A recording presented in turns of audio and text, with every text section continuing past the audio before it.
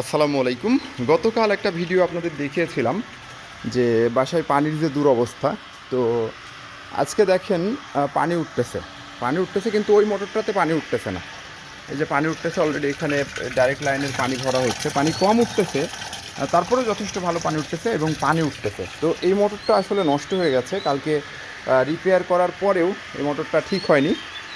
তো এই যে দেখতে পাচ্ছেন যে এই আর অন্য একটা মোটর এখানে এনে লাগিয়ে দিয়েছি, পানি কিন্তু উঠতেছে, খুব ভালোভাবে পানি উঠতেছে। তো এখানে যেটা একটা দেখার এবং শেখার এবং বোঝার বিষয় আছে, আমি আসলে কোনো কিছুতে কখনো কী কারণ, কেন এবং পরিপূর্ণ কারণ ছাড়া সেটাকে মেনে নিতে পারি না। তো সবাই যখন বলতেছিল লেয়ার নাই, লেয়ার না থাকলে পানি কিভাবে উঠবে, কিন্তু আমার তখন মনে হচ্ছিল যে লেয়ার না থাকলে পানি উঠবে না, এটা ঠিক আছে, বাট আসলেই কি লেয়ারের কারণে পানি নাই, নাকি মোটরের কারণে পানি নাই, নাকি এ ধরনের চেক বলের কারণে কোনো পানি নাই?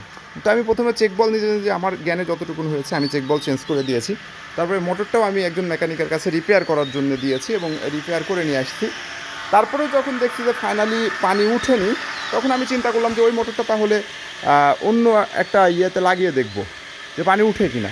তো পরে চিন্তা করলাম যে ওটার থেকে বেটার হয় যে আমি অন্য একটা মোটর এনে লাগিয়ে দেখব যে পানি উঠে কিনা। পরে কিন্তু ফাইনালি যে মোটর লাগিয়েছে এবং পানি কিন্তু খুবই স্মুথলি উঠতেছে বন্ধুরা।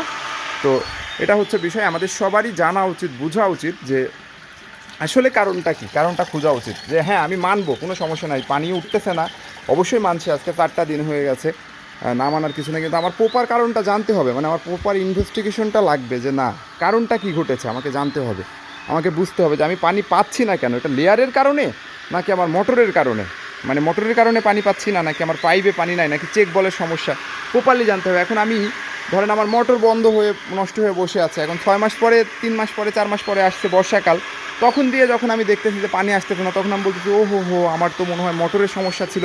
হ্যাঁ, তো সেটা আমার আগেই জানতে হবে, আগেই বুঝতে হবে যে না, আমার আসলে এই কারণে এই সিচুয়েশনটা ঘটছে কিংবা এই কারণটা ঘটছে। তো এটা হচ্ছে একটা বিষয়। তো আসলে প্রপারলি আপনারাও যখন যে কোনো বিষয়ে হবেন, ডিসিশন নেবেন, তখন প্রপারলি ইনভেস্টিগেশন করার চেষ্টা করবেন যে না, এটা আসলে কেন ঘটতেছে বুঝতে হবে। আমি আমার মোবাইল রিপেয়ার বলেন, অন্য যা কিছু বলেন, সব জায়গাতে আমি প্রপার একটা কারণ খোঁজার চেষ্টা করি যে এই কারণটা কীভাবে হয়েছে। এটা অনেকে করে না, অনেকে এটা করে না এবং করার চেষ্টাও করে না। তো আপনারা এটা করার চেষ্টা করবেন, তাহলে ইনশাল্লাহ আপনাদের ভোগান্তি অনেক বেশি কম হবে। আমার উচিত ছিল যে প্রথমেই অন্য একটা মোটর এনে লাগিয়ে দেখা, তো সেটা করা হয়নি, কারণ চারিদিকের কালকেও যখন মেকানিককে বলছিলাম যে পানি এখন উঠতেছে না, উনি বলতেছে হয়তো পানির লেয়ারই নাই। আমি হাতে ভালো পানি পাচ্ছিলাম, যে আমার মনে হচ্ছিল, বারবার মনটার ভিতরে ডেকে বলতেছিল যে না, আমার পানি আসবে, আমি পানি পাবো। তো যাই হোক, ইনশাল্লাহ এখন আপাতত ভিত্তিতে একটু সলিউশনে আছি। ভালো থাকেন সবাই, আল্লাহ হাফেজ।